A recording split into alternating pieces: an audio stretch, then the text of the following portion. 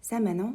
Энэхүү бичлэгээр тус дээр хэрхэн ажилтныг үүсгэх, ажилтны мэдээллийг засах болон устгах талаар танилцуулах болно. Компани ажилтан шинээр үүсгэхдээ эхлээд company-ийн employee дээр дарж орно. Үүний дараагаар хуудсын баруун дээр байрлах create new employee дээр дарснаар ажилтан үүсгэх талбар гарч ирэх болно. Энэхүү талбарт та дараах мэдээллүүдийг бүртгэх хэрэгтэй. Нэгдүгээрт employee first name буюу ажилтны нэрийг оруулна. Хоёрдугаарт employee last name буюу ажилтны овгийг оруулна.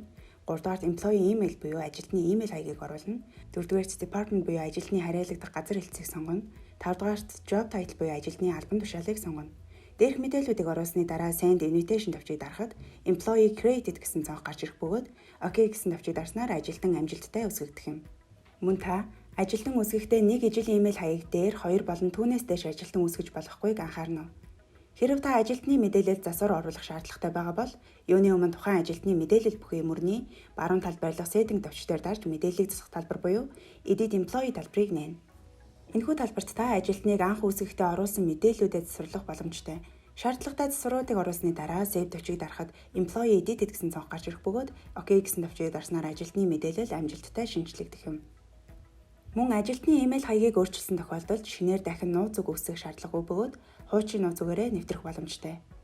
Харин та ажилтныг устгах шаардлагатай байгаа бол юуны өмнө тухайн ажилтны мэдээлэл бүхий мөрний баруун талд байрлах delete товчдоор дарснаар ажилтныг устгах талбар буюу deactivate employee гэсэн талбарыг нээх хэрэгтэй.